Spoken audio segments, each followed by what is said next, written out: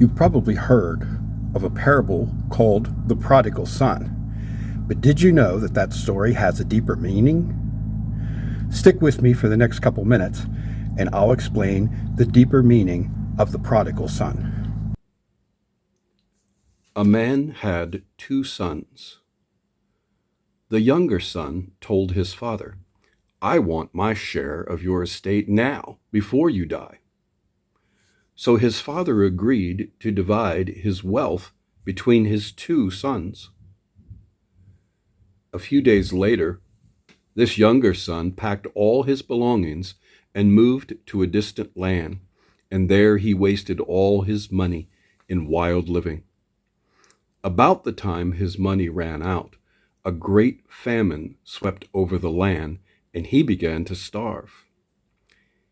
He persuaded a local farmer to hire him, and the man sent him into his fields to feed the pigs. The young man became so hungry that even the pods that he was feeding the pigs looked good to him. But no one gave him anything. When he finally came to his senses, he said to himself, "At home, even the hired servants have enough food, enough to spare, and here I am dying of hunger.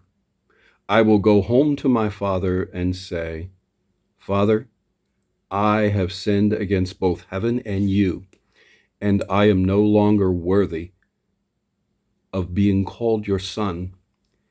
Please take me on as a hired servant.'"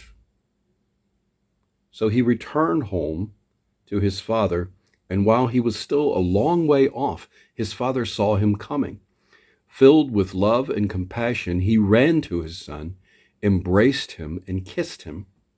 His son said to him, "Father, I have sinned against both heaven and you, and I am no longer worthy to be called your son."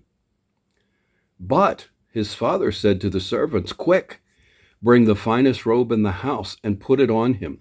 Get a ring for his finger and sandals for his feet, and kill the calf we have been fatting.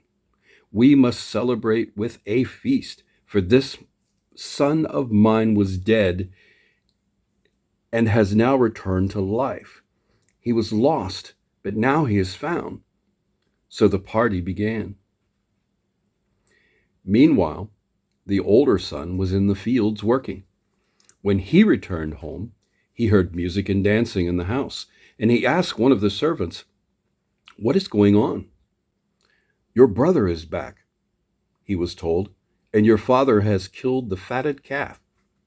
We are celebrating because of his safe return." The older brother was angry and wouldn't go in. His father came out and begged him, but he replied, "All these years I have slaved for you and never once refused to do a single thing you told me to. And in all that time, you never gave me even one young goat for a feast with my friends. Yet when this son of yours comes back after squandering your money on prostitutes, you celebrate by killing the fatted calf." His father said to him, "Look, dear son, you have always stayed by me, and everything I have is yours. We had to celebrate this happy day, for your brother was dead and has come back to life. He was lost, but now he is found." The traditional explanation of this story is one where if you sin and get away from God, you can come back to God and God will receive you. That's an important message, but as you saw in the scriptures that we just read, that misses the key point of the story. The key point of this story is that there was a man who had 2 sons.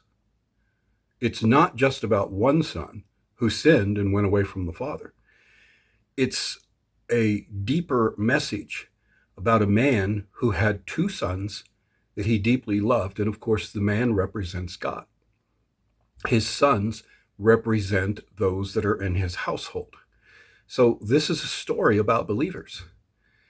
And it's a story about believers that take one of 2 actions.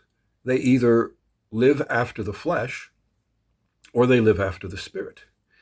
Now, the son, who has been called the prodigal, who lived after the flesh, he just wanted to get from his father what he could, just take the good benefits and take those and just live the way that he wanted to.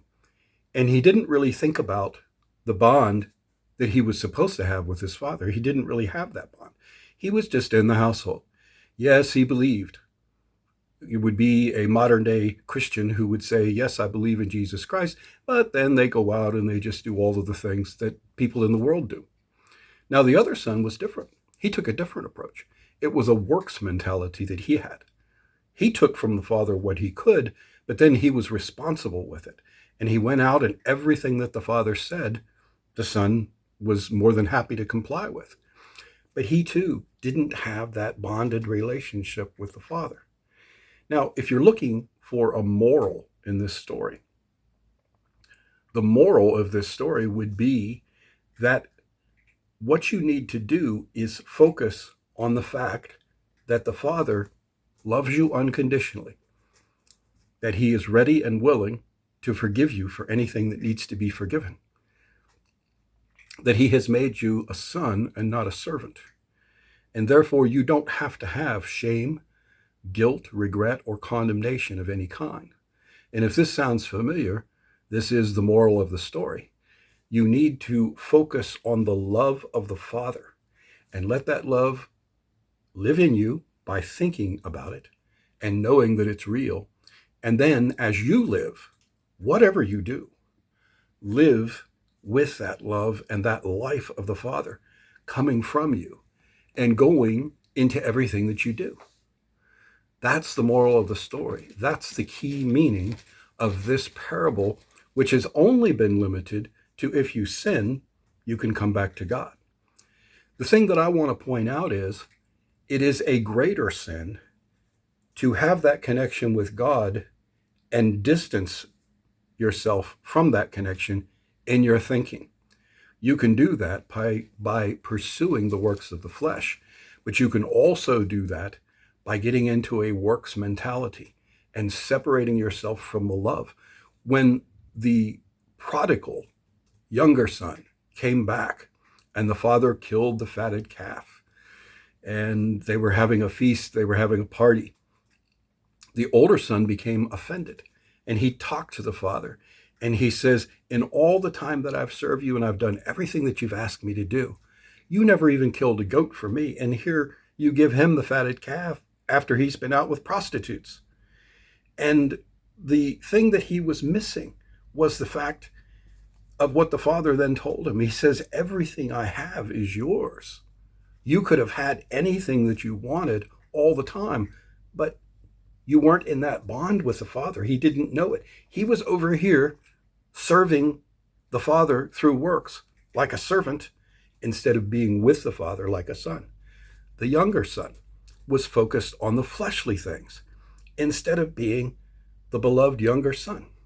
So the point of it all is, and the message that I want you to understand is, you must know that you are together with God as a believer, that he loves you unconditionally, that he has forgiven you completely, and he has made a way for you to be delivered from all shame, all guilt, all regret, and all condemnation. And your part is to keep the bond that you have, abide in him, dwell in the secret place of the Most High, and live every moment of your life to the fullest.